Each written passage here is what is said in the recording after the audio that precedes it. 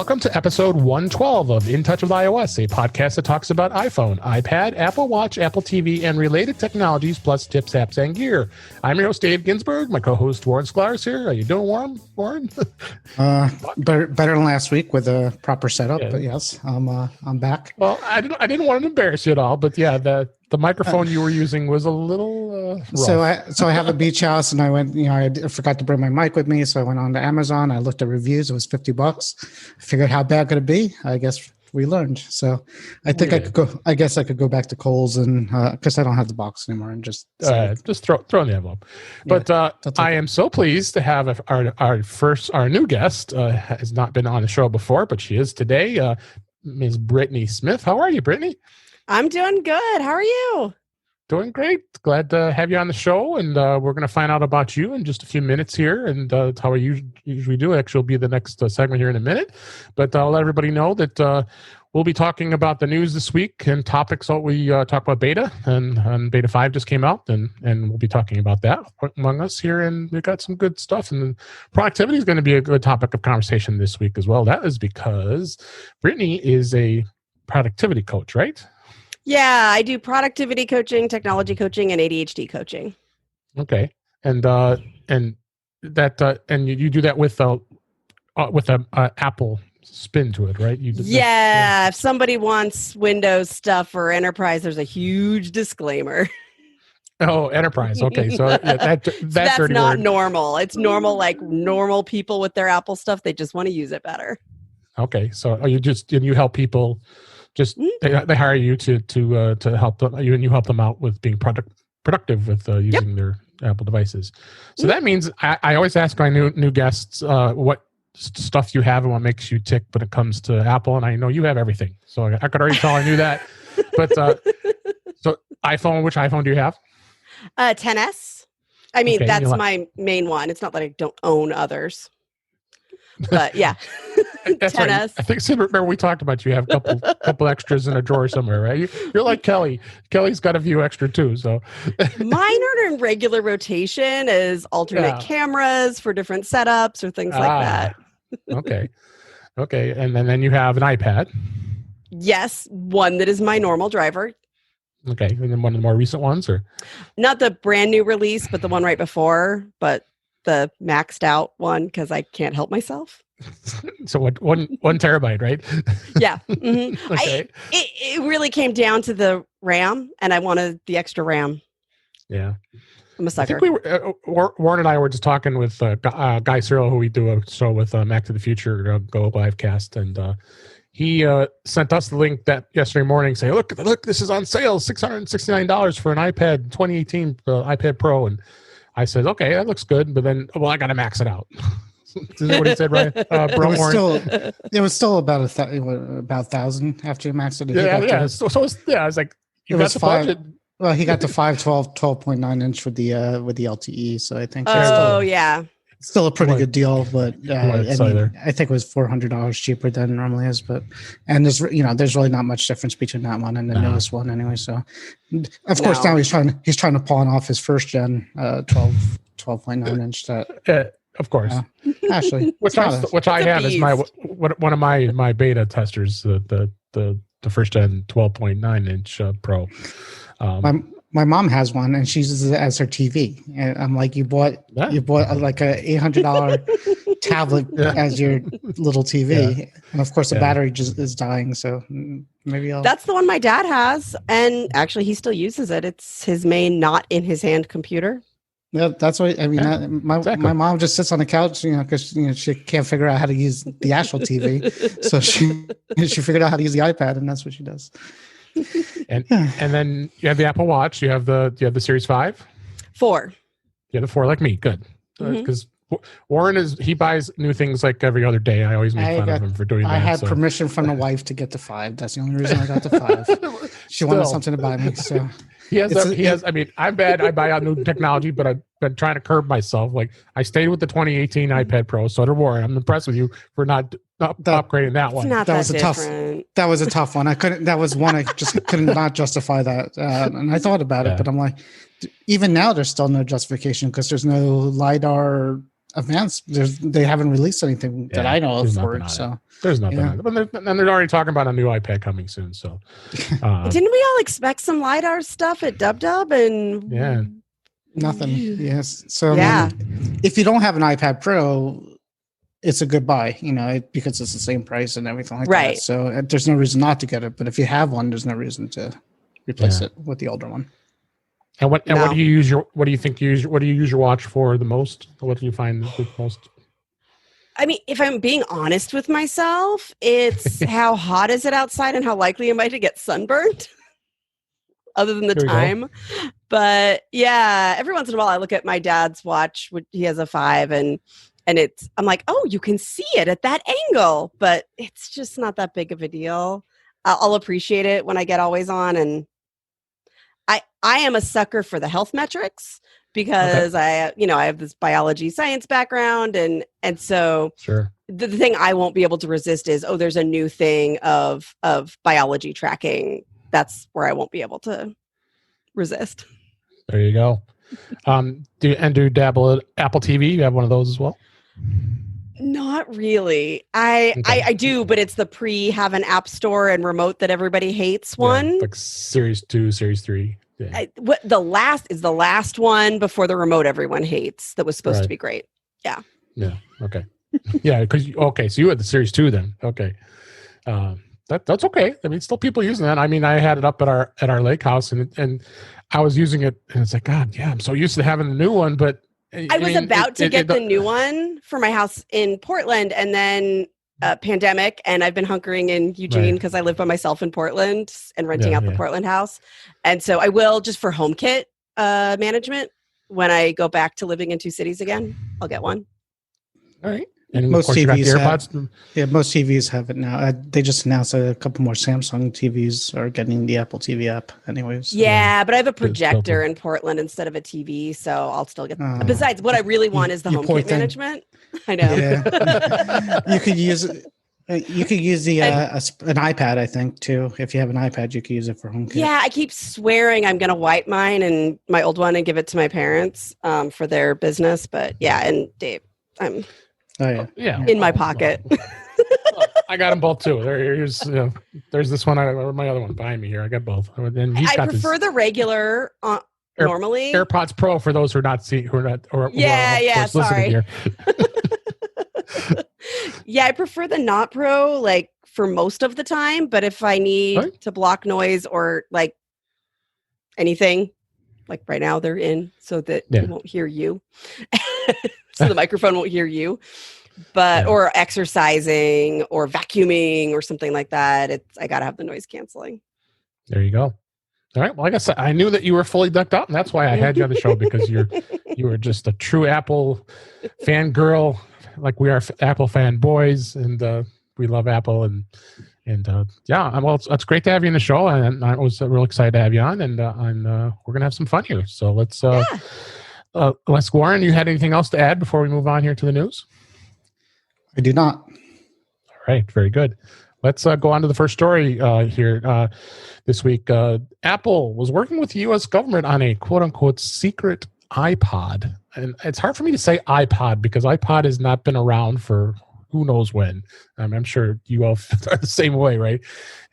This was in Mac Rumors. Apple worked with the U.S. government on a quote-unquote secret modified iPod, according to a report. And this was in Tidbits, actually. It was explained that in 2005 that they asked the director of iPod software to help 2 engineers from the U.S. Government of Energy build a special iPod that engineers were able to, in fact, contract from Beltel, a U.S. defense contractor. Only 4 individuals of Apple were aware of the project at the time, and none of whom still work at the company, which is interesting now they're talking about this. But it says that the team set up to modify an iPod to record data from added custom hardware and had to look and work like a normal iPod. But additional data was recorded to the iPod's hard disk and needed to be undetectable. So they were pulling a government thing here. Let's undetect information and record it onto an iPod. If you think back to 2005, that's pre-iPhone. That's that was the biggest thing back then was the iPod. I mean, I'm sure you had one. I had one, of course. And Brittany, what do you think? This is interesting, actually. So that's pre me being an Apple person. I did not have an iPod. I can't even get my mouth around it. I know. Same with me. That's why I was enunciating iPod. I never owned an iPod except for the iPod Touch I bought when I was terrified that iPhone was never going to come to Verizon. Yeah. So, but it feels a little bit Get Smart. It does. Warren, did you have an iPod? I'm sure you did. Yeah, I did. I had the mini and the regular one. Yeah, me too. The shuffle. I had them all. The only thing I could say is YouTube has to be involved with this somehow, and I don't know how, but YouTube? No, U2, the band. Oh, U2, yeah, right. So, with the YouTube special edition iPod. They had the red one, right, with the U2 one. And the red and black, yeah. Yeah, so I think, if you had that one, that might have been the secret iPod. And then when a little bit later in time, the album dropped, and that was, if you got the album and it made you crazy, that was part of this project as well. Yeah, that was the other project. Yeah, they had their album hit, and they said everybody gets a copy of it, whether you want it or not. Right. That was part of the secret government thing. Yeah. Yeah. Then they just record you swearing when it comes on shuffle accidentally, and they're getting your voice. That's what they were after. Yeah. That's right. And I think Bono is definitely part of the conspiracy. This conspiracy for sure. All right. Next story. This was in 9 to 5 Mac. Apple renames Beats One to Apple Music One and launches 2 more live radio stations. They announced a revamp of its live radio strategy for Apple Music. The Beats One streaming service is now being renamed, and it's they're launching 2 new stations: Apple Music Hits and Apple Music Country. All right, so we have some country music fans and some top hits fans here. We'll feature songs from the hits channel. Will feature songs from the 80s, 90s, and 2000s. Well, of course, self-explanatory. The country music one will be the evolving nature of country music genre, as this article says. And just like Apple Music One, the new stations will be hosted by an array of different hosts, presenters, and of course they'll have different guests, including, they say, Meghan Trainor, the Backstreet Boys, Shania Twain, and et cetera, et cetera. The reason I bring this up is I think this is probably the kind of the nail in the coffin for the Beats brand. I would not be at all surprised if the Beats brand just disappears at some point as this starts, because Apple Music was big and they're branding everything else with Apple, the Apple TV Plus and such. Warren, what do you think? I listened to Beats a few times. It wasn't really anything I got into. No. And I've seen, sometimes I'll be in Apple Music and I think I see the Elton John hour, and I don't know if that's part of Beats or not. No, that was a special. Is that a thing? Because that interests me a little bit, but I never did it. But yeah, I'll check it out. I think you have to be an Apple Music subscriber. You have to be a music subscriber to get the content. Yep. Right. So I'll check it out. But generally, I'm not a big radio station guy. I like my Apple Music. I like picking my songs. So not for me, but I think you're right about the getting rid of Beats. I mean, the rumors are going to try to get rid of the Beats on the headphones as well, on the branding. Right. So it looks like where it's going. You subscribe to Apple Music, Brittany? I don't. I do know that the Beats headphones, at least, were bringing in a lot of money when they got them. I don't know that people associate the brands the same way, but as for the stations, I don't. Yeah. Well, you don't subscribe to Apple Music. You don't have Apple Music. You probably have much comment on that. So, but I think really my thought was that I think we might be seeing some the Beats brand name in itself start to kind of wind down here. I would not be at all surprised. It's Beat. So it's Beat. Next story. Morton, you're going to be laughing the whole time, Brittany. He always hits those comments here. this next story was I linked to Apple's newsroom. So you have a story here. Apple TV Plus subscribers are now going to get the CBS All Access and Showtime bundled in a great value. So in addition to the Apple Originals and Apple TV Plus, subscribers will now be able to enjoy these two channels at one price. So they're going to charge $9.99 a month and be able to have both, which if you think about it, that's pretty good, gosh darn good value, because I think Showtime alone is $10. And if you want CBS All Access for those Star Trek fans, you pay $5.99 deal with commercials, and you pay an extra $4 a month, and then you get no commercials. So I think that's a pretty good value. So I would not be at all surprised this is going to generate a lot of interest for CBS, and CBS, of course, owns Showtime, so it's no different. Now, Brittany, you are a Star Wars fan, so I got more tongue tying I can't do. Star Trek is that not in your wheelhouse? It is. I was absolutely a Star Trek girl growing up. Okay. But I am way behind on these things because I don't want to get roped into a subscription just for one thing. So I plan to binge someday. Then I'll catch up on everything. Okay. What'd you think? I think this is a it's pretty good. Promising. Smart. Yeah. It's got some interest behind it. Yeah. Warren, any thoughts? Nope. It's $10 a month I'll be saving because I don't watch either. I don't watch the Star Trek, and I don't think there's anything on Showtime that I need to watch. Particularly, I'm a subscriber when I want to watch Star Trek, so I had CBS All Access, but there's no. I had it when Picard was on, and I've already watched. I did my watching of Picard, so they're not getting my money anymore for now. And then I really like Discovery, so I'll probably come back when that gets releases. What the cartoon? I forgot the name of it. The Star Trek cartoon. The basement, the downstairs, something. The basement or downstairs, or there was something a new like that. one. There's a new one we were talking about last night, and no interest. So, yeah, it didn't look attractive. And then just to add on what we talked about last night, Warren, you like Ted Lasso, and gosh darn it, you suckered me into that, and I went and watched it, and it is an unbelievable show. It's fun, right? It's neat. So, oh my gosh. I watched all 3 episodes already. And and the next one's coming out. So it's on Apple TV. Yeah. Ted Lasso, it's called. Yeah. It's with Jason Sudeikis. So it's cute. And, I told you yesterday, I lived in London for a while with my wife and my son. For her work. I could see how you totally appreciate it. Yeah. So it's just about this goofy American living in London and trying to get used to the English stuff. And, it's just. And knows nothing about soccer. I'm sorry, football. Football.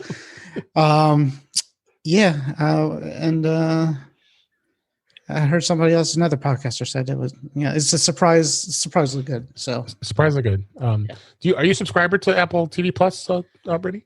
No, I'm not. I'm the only person who watched way less TV during the pandemic. You're probably smart because that's why you're productive, because you don't watch TV. So I wouldn't expect any comment on this, but it's an interesting show, and of course, Jason Sudeikis is known for being on Saturday Night Live. So, but he's like good show. He's like Ned Flanders, like a better Ned Flanders is basically what he plays. It's pretty cool. Yeah. Next story. This was an Ars Technica, but it's been everywhere. Apple now is valued at over a record $2 trillion. Their stock, and last I checked, it closed at $473 a share now. This is just insane. This is just the best time to be part of Apple and be fans of Apple, be users of Apple. I'm ecstatic. I saw some comments about people who are fans of Apple or who are geeks are not too excited about it. I'm excited about it. I think I love seeing Apple doing so well. What do you think, Brittany? I think it's interesting how fast this was from the 1 billion. Really? Yeah, it was. Yeah, I mean, I remember being a grad student, and I started following Apple really closely then, and telling my aunt, who wondered what she should invest in. This was right before that other stock split, the 7-way one. I was like, I know I'm biased, but I want to say this because they're about to do this stock split, and there's no way it's not going to go up. No. I never had the heart to ask if she did. Oh, that was I'm proud to say it's in my investments in 401k, but I'm a stockholder and very happy about that. And I'll be getting lots of extra shares once the 4-to-1 split happens very shortly here. Warren, you have any thoughts? My wife's she works in finance, and just a warning. She thinks, not particularly Apple, but she said that there's going to be a correction because a lot of this is just artificial. Not just Apple, but the whole Nasdaq was up and the Dow has been up, and just be aware. Don't go crazy. There's going to be a correction soon. So I've been steady with the stocks. I have not with Apple. I've had it in my investments for quite a long time. So it's not like I'm just diving into this just at the beginning here. So it's always a long run. It's always So I'm already well ahead of what I put into it. Many years. So I'm not. So we got a little bit of it too, which is nice. So there you go. Next story, and this has been such the discussion. I've been involved with many conversations, as well as being on Mac Voices Live with Josh Senners on Tuesday this past week while we record this.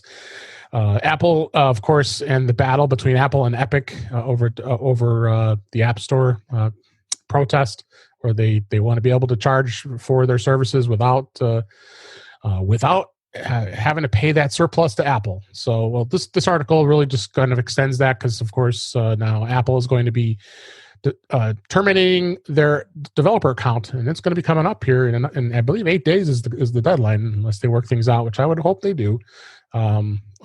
It's moving fast, and Apple had actually put out a press release and said that that basically the App Store is a safe place to be, and we hope that Epic will come around and go with what we're doing. Epic is a very successful company. I mean, it's incredible how huge they are. I mean, they're right near, they're pretty close to where Apple's value is. I mean, as far as almost there. So, are you a gamer, Brittany? Do you play games? You like games or no? Pokemon Go is about it. That's all you do. That's right. So this is interesting. Did you have any thoughts about this?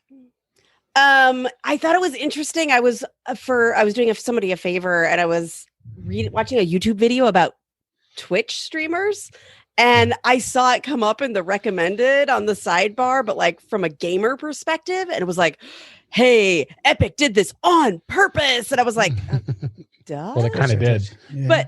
But that's because as Apple watchers, right? Like we see it differently. We always knew that this was on purpose, but it was just really interesting to watch these clickbaity YouTube headline titles go by from a gamer perspective.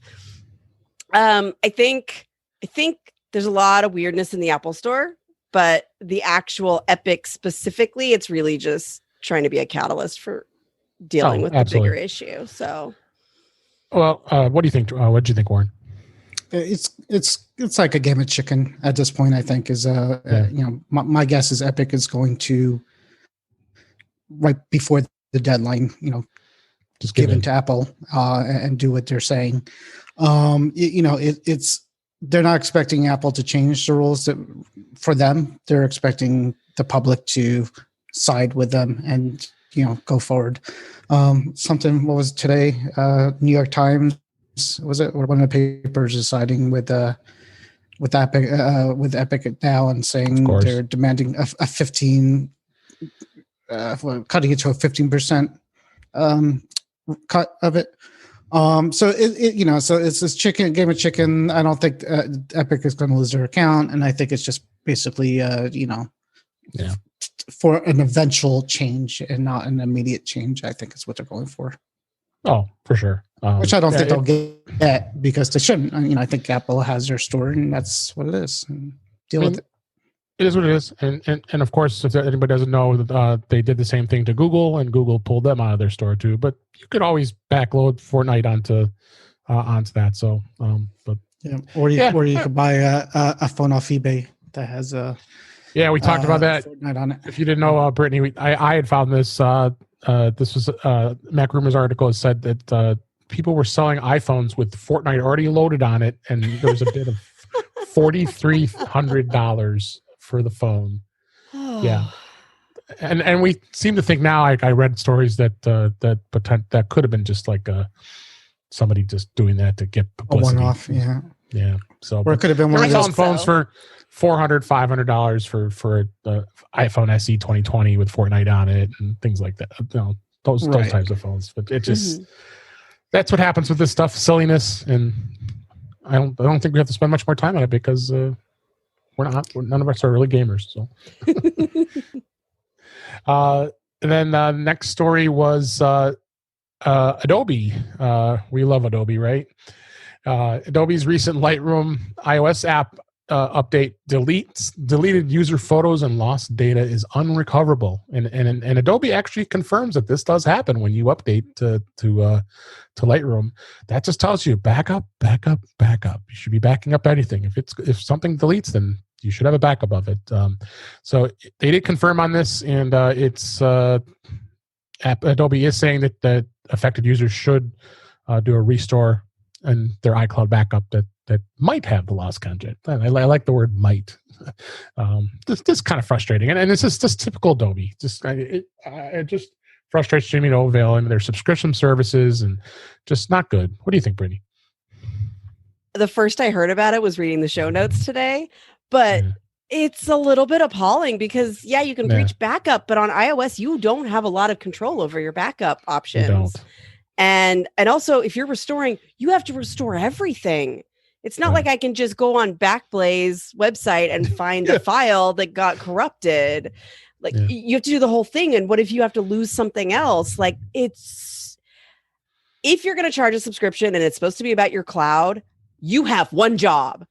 Yeah, like exactly. Protecting the data on the cloud is your number one job. Regular updates are second. Oof. That's brutal. Yeah, bad stuff. Warren, any thoughts? Whoops. That sums it up, right? That's all I got. Yeah, back up. Adobe. That's all we got to say. All right, let's move on to the topics. Brittany, I know. Do you do much and dabble in beta at all? Are you? It depends on how stable it is, because I have a real job that's not talking about technology, except because my clients aren't going to be on a beta, right? I need to do it in time. I'd like to do some videos to my YouTube channel about iOS 14, and I've been, forming my thoughts on it since they were announced, but it hasn't been stable enough, and I run my whole business out of shortcuts. And so I'm in a Slack with other shortcuts enthusiasts, and I sort of follow that to see how the shortcuts beta is coming. And if it's coming along okay, then I think about it. But I watch it until it feels like it's not going to screw me up. Well, this is time I always make fun of Warren. He lives on the cutting edge, literally. He installs beta on every one of his production devices, Mac, iPhone, iPad, Apple Watch. I often wait until a Mac operating system has been out 3 to 6 months. The Mac is easy because you could dual boot that, so that's what I've been doing on those. Just more work. Yeah, that part's fun. I enjoy that. Good. But this week, Beta 5 was released, so it's good to see Apple continues to release the latest betas. It's both on the developer channel as well as the public beta. So again, I keep telling people, disclaimer: do not put beta software on your primary device. Just do it. And he says that every week. Just do it. What's the worst? But some of the highlights was it looks like some widget adjustments, widget privacy, which is good. I like to see that. And we were talking about this with that hidden folder that appeared in Photos. Did you find out anything about what that is? Yeah, so it is. So basically, if you go into settings under Photos, there's a toggle now for hidden photos that you could turn on and off. So if you turn it on in settings under your photo albums, a hidden album appears. You could put pictures in there. I guess the thinking is then at that point you could go back into settings and Photos and turn hidden album off. And this way, if somebody's in your phone, they're not going to think to turn on hidden. I mean, it's not PIN protected, which is I found kind of weird. It's not Face ID protected. Yeah. So anybody if I knew you had if I knew you had a hidden album, I could go into settings and turn it back on and see it. But I guess the thinking is you're not going to know somebody has a hidden album unless you won't think to look at it. So that's all it is. You could turn on the hidden album and hide photos in that album, I guess, if you want. Okay. Because people would hide in iOS 13. You can hide your photos so any prying eyes that happen to pick up your phone can't look at those hidden photos. But now that folder's right there. Right. The folders. It shows the folders, so you could put them all in an album and hide the entire album. So don't know what I would hide, looks like you can turn it on and off, so you could toggle it not appearing. So yeah, exactly. Anything else stand out to you that was on the beta this week? The big thing actually is the clock widget works now. Okay. Before this beta, the clock widget it wouldn't refresh until like intervals. So like your clock would be like 8:30, but the time widget would be like 7 o'clock because it doesn't. You refresh. have one job. Yeah, exactly. That's right. So, the widgets are supposed to be live and they're not. For some reasons, I guess for battery, but they fixed it, so now it's pretty much live. So that's a big thing. I didn't see nothing. Well, I did link to an article on Mac Rumors as far as with what they found, and one of the things is the spatial audio visualization is they showed it. So they tweeted this as well, and I'm looking forward to hearing that because I would like to really see how the spatial audio works. Yeah, I am totally waiting for that.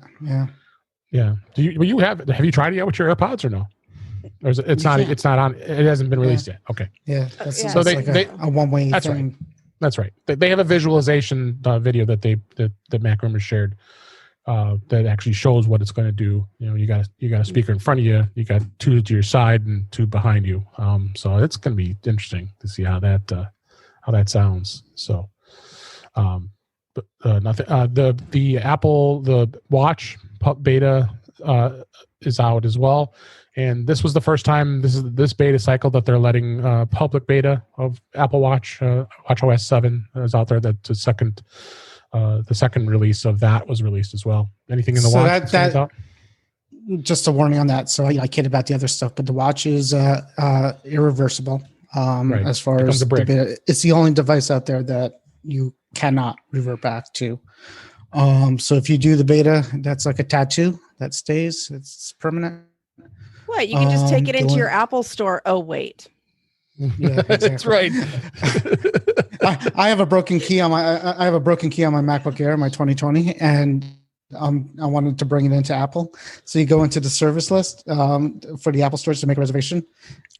2 weeks, no reservations. And then like, if you keep checking, there's like one store that's like out of like 50 that has like 1 time slot.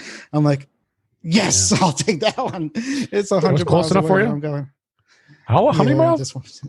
No.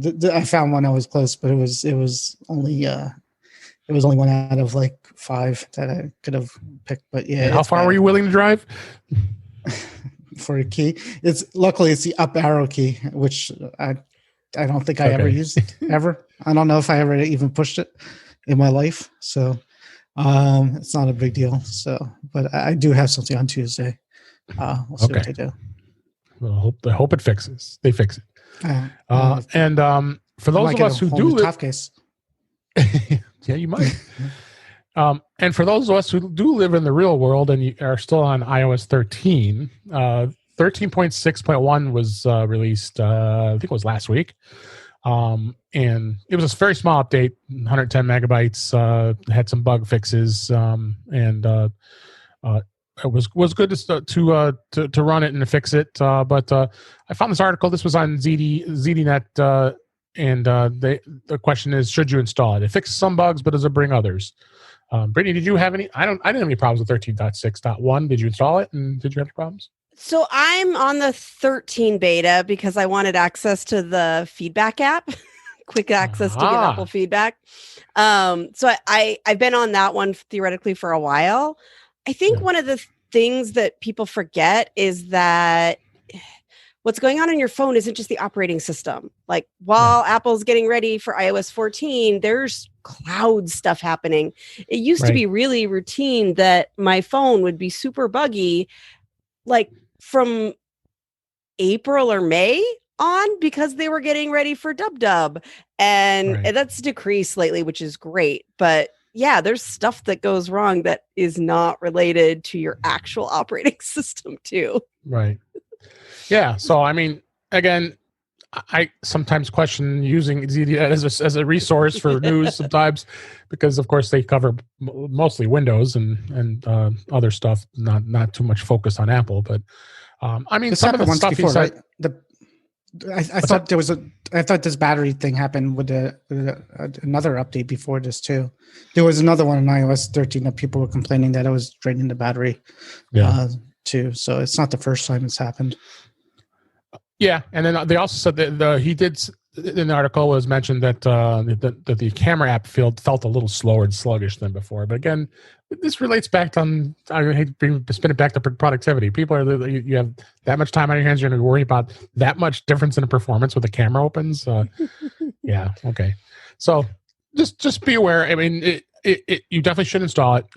It has updates, and you should stay up to date on this. And hopefully, we don't see any more updates. And then the next one will be iOS 14. But who knows? We're thinking maybe September, like it normally is. That's how the update cycles have been over the past few years. So we'll hope to stick with that. And I'm looking forward to iOS 14 because there'll be more stuff to cover and more stuff to talk about. So. All right. With that, let's dig into some discussion about productivity. I picked this topic only because I know Brittany is a subject matter expert in this area. So certainly an enthusiast as well as a career. Yes. And I thought you could talk a little bit to us about productivity using your iPad and your iPhone. I think those are the two primary devices that you would use to be productivity. Where do you think is a good place to start as far as, let's start with the iPhone. What's the things as far as that productivity that make you tick, and you think that what do you teach your clients, I guess I should say? Yeah. And I mean, in terms of working with clients, there are always so many things that are personal. I mean, I have clients who use a paper planner and they'll still hire me right. And a paper to-do list. And I'm a big believer in what works for you. Even though there are some people who think they don't need a calendar at all, I do always disagree with that, whether it's paper or digital. But I mean, I bought a pocket PC in 2001 because I knew I needed alerts on my calendar if that was a thing I could have. If I could have the information in my pocket, I needed that. Yeah. So, and as far as an iPad goes, any other tips as far as... I mean, productivity, before we dig into some of the other topics we're going to hit here. Yeah. I mean, I've really been loving, I didn't get a Pro until the one that I have right now because I was pretty sure I would always lose the pencil or it would never be charged. And then I just wouldn't use it and I'd just be frustrated. And as soon as we got the inductive charging magnetic always attached, I was in. And I moved all my client notes to digital, which has been the best thing I've ever done. But that also was aided by shortcuts, improvements, and things like that let my workflow flow with using it. And that's a good transition over. Warren, did you have any other thoughts on productivity? What you do with your devices? No, I'm listening and learning. Shh, be quiet. All right. I want to make sure you're involved. You know, you're part of the show here. This is her time because she knows what she's talking about, and this is good stuff. and I do have always room for opinion. And I do have a little ADHD, or at least I used to. So what? This is good for me too. Yeah. There's no such thing as used to. Hi. Okay. Well, I'm eating a lot more sugar nowadays, so that's probably part of it too. So that could do it. I'll do it. Yeah. So that was a good segue as far as before we got into that discussion on shortcuts. You said would you consider yourself? What would you consider yourself as a shortcuts user? Well, one of the highest honors I've ever been given was when Ari, one of the original developers of Workflow before Apple acquired them and it became Shortcuts, said I had almost as many shortcuts as he did. Really? And how many is that? I calculated because I have a shortcut to count how many shortcuts I have. Okay. I have 501. Wow. Some are for demo purposes, but You might have to share a few with us so we can. It's why iOS 14 has been like, ooh, as soon as I can, I'm going to, because I need those folders so bad. Yeah. So what shortcuts really stand out to you? What do you are the most commonly used ones that you have? And if you had any examples, that'd be great. We could share with the audience, Most of the ones I use actually the most often are way too complex to even dive into. But, I've been using these to run my business for a very long time. So I have one that's to get ready for a client meeting and what are all the steps for that, and to start the client meeting, and it changes my timers, it does all the things. So I have a lot of routine-based shortcuts. But then when it comes to ones that are just, wow, this is a huge payoff for a regular person for the effort involved, a lot of times there are things like a quick text or email that you send all the time and automating that, because what I really like doing with people is finding what's the biggest barrier to getting this task done. And sometimes it's, as they say, in your head, like everything else, but it's, I just hate doing this. Okay, what are the pieces that you hate doing? And let's figure that out. And I'm a big believer in using automation, not to save time, but to save brain space. I feel like I love the XKCD comic about automation and like the time. It's cute and it's clever, but you always have to factor in the time you spend procrastinating stuff too. Okay. and the consequences and all those things. And so using it really to make your life better and to spend less time doing the things you hate, like that's a life improvement. Yeah. Sounds like you got some YouTube videos you might be putting in the hopper here soon. Yeah.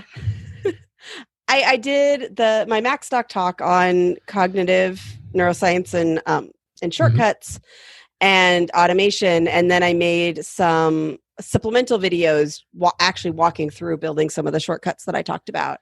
And those will be coming out here really shortly, at least one by the time this comes out. And then okay, good. Subscribe to get the others, I guess. Yeah. Well, don't worry, we'll have links. Coming. Don't worry, everybody can see them. So, well, yeah. I mean, I had Rosemary Orchard on earlier at the beginning of this year. She wrote the book on for taking control of shortcuts, and she had some great tips and stuff. I don't know if you've looked at that. She probably goes a little more deeper, and well, obviously has it written in a book format here. So as far as a lot of the shortcuts she does, but she's up there too with a lot of shortcuts. I think it's some of the things she's doing is similar to what you do.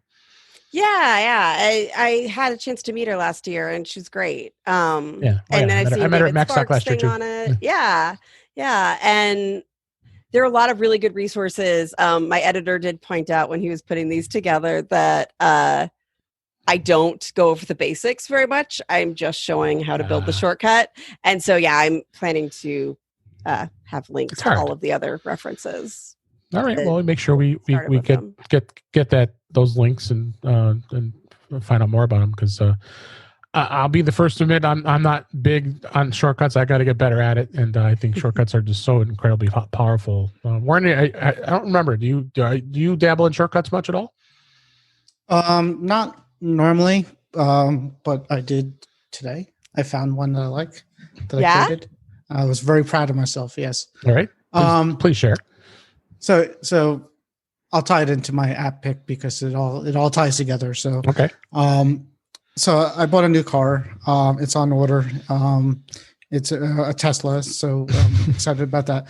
But the strange thing with the Tesla is you have to pay extra to get the home link, and the home link is the thing that opens up your garage door.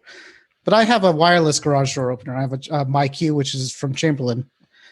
In any case, they're really stupid, and you have to buy another piece of hardware to get the HomeKit enabled on it, and that's like $80, and I didn't want to do that. So I found this app I did a little research. It's called Simple Commands. It's kind of like an if then that kind of thing, where it ties together the apps together. And for some reason, that's the only thing out there that will open up the garage door. But what it does, you could do it from the app, but you could also SMS a message to the app itself and tell it what to do, and it will open and close the garage door. So I'm like, okay, I'm getting there. Now I'm like, how do I make this easier? Shortcuts. So I could make 2 shortcuts that says open and close garage door, and have it send a text message automatically. This way now I could do it all hands-free from my car, and I could say, hey, S, open the garage. Hey, S, close the garage. And the shortcut text. It's just, it all does is text a message to the app. It's great. No, that's a perfect, simple one. I know my pal Kelly Gamont got set up a home bridge mostly to deal with her garage door opener. So yeah. That was option. I mean, I could buy that hardware, and then some people you could get the Homebridge. I don't think you have to get that stupid software. So they had it for Alexa, and then they took that on. I'm good. Which is helpful because you always have access to that when you're sitting in your car. Well, actually, I do. I got one of those Rove has like an adapter with it built in. I never use it. I hate it. But in any case, they took the functionality out because they're greedy, and then Google had it. Anyways, it was a mess. I'm like, this is so dumb. I don't want to have to pay extra money to be able to open up my garage. So there you go. Now Siri does it with the shortcuts. So now, so it actually made me go through all my shortcuts, and I had like 20 shortcuts in there that I never used. So I cleared them out. Good. Now I just have to 2, and now I'm into like maybe playing around and doing more. I had one that told my son to do his homework. So I said, "Hey, do your homework." And I think it like called him and texted him and bothered him. So he seems better now. So I don't think I used it in a while. So yeah, it's definitely inspiring me to play around with that. And there's a couple of repositories, right? You could go out there and find places to get these shortcuts. Yeah, there's a link, and I can give it to you, David, that tries to pull all of the different resources for shortcuts together.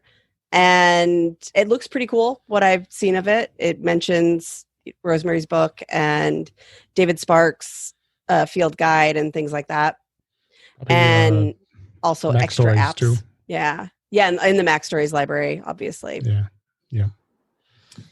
Yeah, the risk is getting overwhelmed because there's so much you can do. And right. I mean, I sort of, for lack of a better word, grew up with it. And so all of the I don't get overwhelmed as easily because I know what actions were there before, but now there's so many. It does tend to be a little bit less discoverable than one might hope. Yeah. But you get them on the watch, right? I saw the shortcuts come up on my watch. On the beta. Oh, is that true? Mm-hmm. Yeah. Anyways, it came up on my. She can't wait. So on my watch, I had the 2 shortcuts the 2 shortcuts that I created. I'm like, that's great, but if I had like 100 of them, that would be like horrible. So you can have a folder because you can have folders now, and just have only the ones that say watch sync with the watch. Yeah. Oh, cool. Very cool. Yeah, that was neat. So yeah, this way you could just tap it. Yeah, if you have that link, Vile tempter. Just do it. Do it.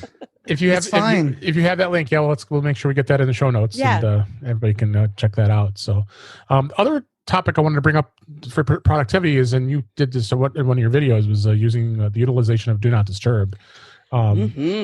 Can you kind of a little bit elaborate more on what you do as far as how you use Do Not Disturb and what you tell others?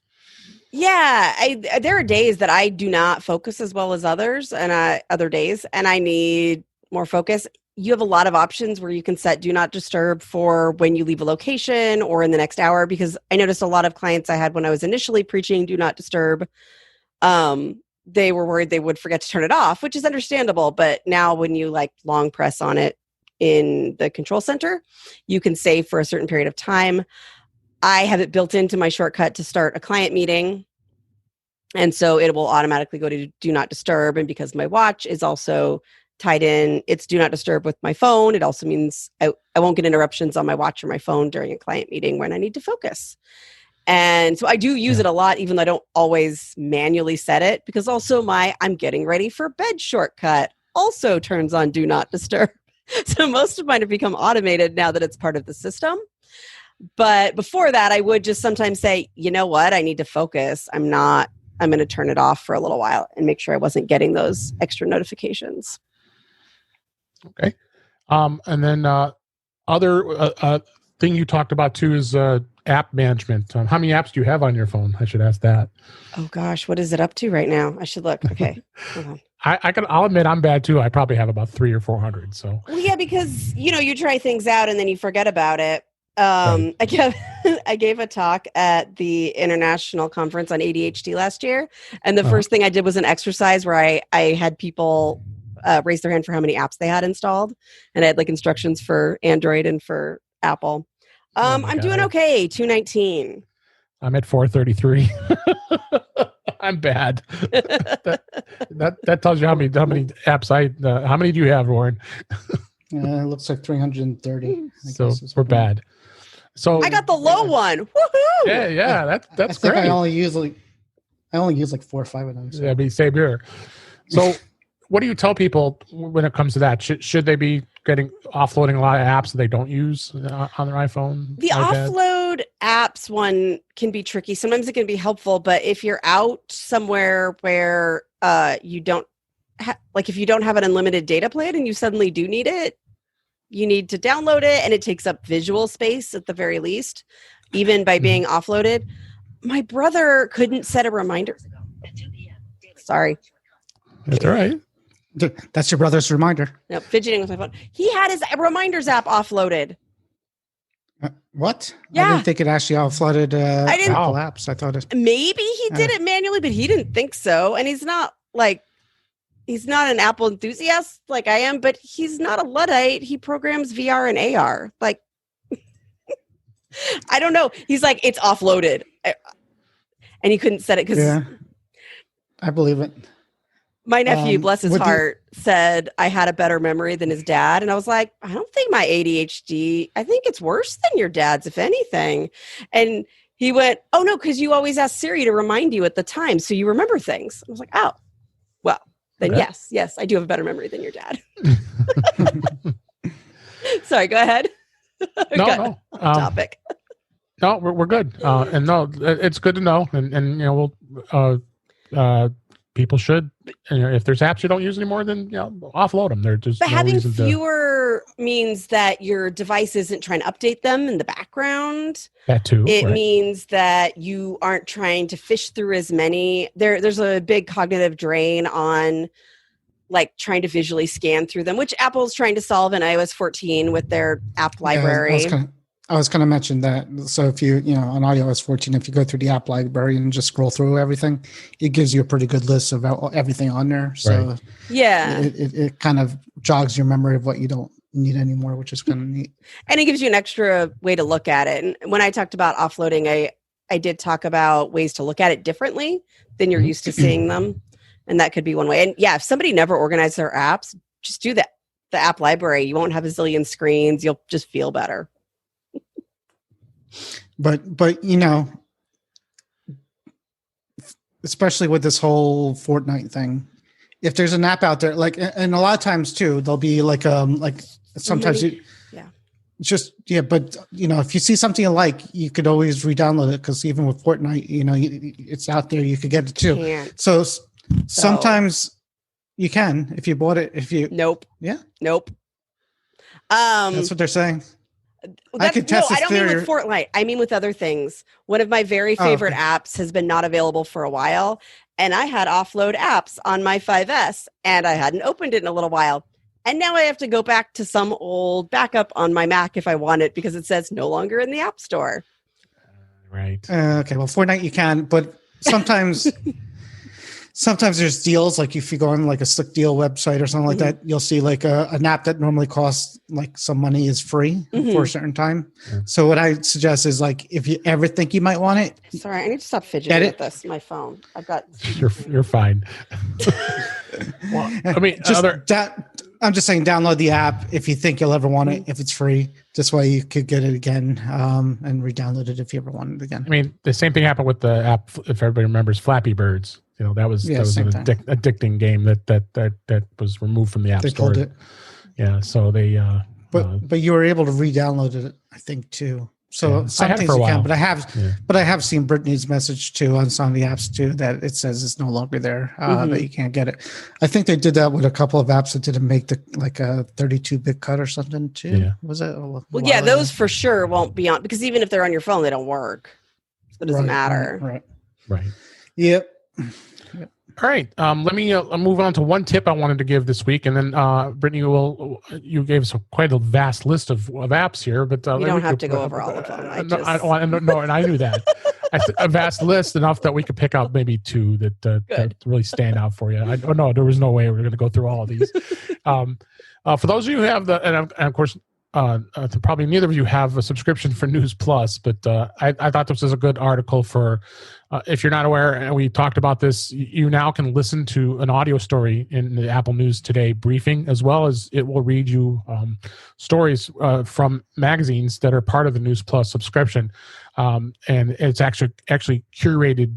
It's not robotic, computer-generated voice. It's an actual curated person that's actually reading the articles, which is pretty neat. It's out on beta now. By the way, I forgot to tell you. The beta didn't have that. Remember, I kept saying the audio tab wasn't there. Now it's there. In iOS 14? Okay, great. Yeah, because it just got added to iOS 13.6. So I was able to see it, but Warren was not, since he was on the beta of iOS 14. Which was kind of strange. Was very strange. Beta didn't get it. Yeah, but it is there now. So. Yeah, absolutely. It's at the bottom of the news apps feed. Of course, you have to have News Plus to be able to hear it. But this article this is actually a support article from Apple on how to listen to an audio story in the briefing. It does shows you how to control your feedback, your audio playback, and you can actually skip stories by just tapping the skip button and skip through it. You can actually add these to a queue, just like you are listening to a podcast, and be able to listen to it. And you can delete a story as well. The only thing that really is kind of interesting, I'm not sure why they haven't added support to the iPad. You cannot listen to news stories on the iPad currently. It only is on the iPhone, and it also works with the iPod Touch, and it also works with CarPlay. So you can access it through CarPlay, which is the whole intent of it, because you want to be able to listen to a news story, and of course you shouldn't be reading a news story while you're driving. So I put that linked in the show notes, and check that out for those of you who are News Plus subscribers, and check it out. Warren, did you was there the app that you wanted to talk about? You said, did you want? I talked about it. The simple commands. So it's in there. It's called Simple Commands, and it's sort of like it's called if. It's basically connects to some smart home devices and some services like A and G's and all that, and it basically lets you control it. It's sort of like an if then in that app, but it seems to work with some things that doesn't work with. Very good. And it's free. No charge. I like that. We always like free. Yep. And Brittany, two apps that stand out to you that you just could not live without. I mean, is Shortcuts 2 on the nose? I mean, yeah, no, it's an app. It works. Consider an app, yeah. And I mean, and two more besides Shortcuts. Besides Shortcuts, okay. Drafts is my blank space of putting things, and I love it because you can just put your thoughts there. You don't have to worry about where do I put this thought. And if it's live without, OmniFocus is the one that I'm using for my task management because it's the only one that I like how it handles defers. And I like it in general. And so that's probably another one I would struggle without. Okay. All right. That's fair enough. And what does OmniFocus do? Task management. Okay. And that's not free. That's the price, isn't it? No, it is. Yeah. But they're really sticking with their paid upgrades model, which I love. Okay. So you're at least paying less than what you would be paying if you bought a brand new license. Yeah. Okay. They work hard. We'll have those two links in the show notes. I actually tried, they advertise a lot. You hear it all the time is the backup service called iDrive. iDrive is a pretty slick backup system, and I really like how you actually can go in and not only are you backing up your Mac and you can back up your iPhone and your iPad as well. And it does full out backups. And you always should have secondary backups, if not third backups of everything. And then being able to access files and such through that is very nice. And it's on iCloud. I've also talked about iMazing. iMazing is a great app that allows you to be able to do much more granular backups of your iPhone. In fact, I was finally trying to attempt to do a full backup of my iPhone using iMazing, and of course, I had a backup that was encrypted, and I don't know what the password was on the encryption, and it just drives me crazy. So here I am. I said, you know what? I'll bite the bullet because you can do a reset settings. But of course, you lose all your you don't lose your apps and stuff, but you lose all the granular settings, like, you got to say allow location access, and you got to do this, and you got to do this. So I'm recovering from it, so it's not a big deal. It resets your wallpaper, that kind of stuff. But those are two things that really stand out and important enough to me that you should have multiple backups of it besides iCloud. And like you said, Brittany, it's a pain. Right now, you cannot do a full out restore of something, just one file. You have to do like a full restore of the iPhone, and that's so much time and it lost productivity for sure, because then you got to reorganize your iPhone. And iMazing does try to get you files from within an app, but it's, as the operating system has become more complex, it's less and less often that I'll find the one I'm looking for just within an app. So, all right. Well, that's. Did you have anything else you wanted to share with us, Brittany? As far as. Oh, this is great! I'm having a good time. Good. All right, good. Well, we have come to a close of the show, though. Actually, because we're at the hour here, and we don't want to go crazy here. I need sleep. People lose the people, and he needs sleep. Past bedtime. So. So let's go ahead and wrap things up here. And that's a wrap for this week. Please send your comments, questions, and suggestions to our email address, feedback@intouchwithios.com. You can follow us on Twitter @intouchwithios. You can subscribe in your favorite podcatcher, including Apple Podcasts and many others. But better yet, go to our website @intouchwithios.com, where all the links to all the ways to listen to us are there. I am Dave Ginsburg, and you can find me on Twitter @DaveG65. Brittany, where can people find you? If it's Twitter, on the occasions when I tweet, ADD Liberator, and my website is conquer.consulting. Great. I really appreciate you being on the show. It was a lot of fun. Thank you. No problem. Thank you. And Warren, where can people find you? It doesn't matter. I just want to thank Brittany for coming. I'm actually after I take my nightly sleep tomorrow. I'm going to play with shortcuts. So my nightly sleep. Yeah. Nice. I have. No, you really have. You've inspired both of us, actually. So it's exciting. But thank you. No, I definitely enjoyed it. Yes. Thank you. Enjoyable. Thanks. Yeah, me too. Thanks everybody for listening. We hope you enjoyed the show, and we'll talk to you again soon.